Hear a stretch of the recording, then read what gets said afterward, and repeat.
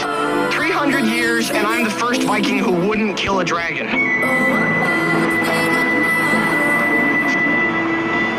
First to ride one, though.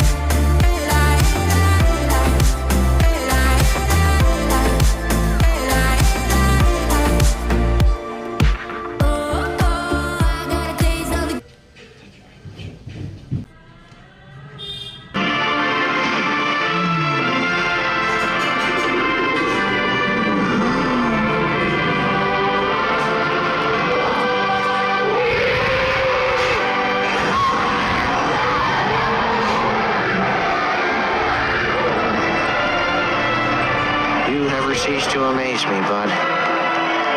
Thank you.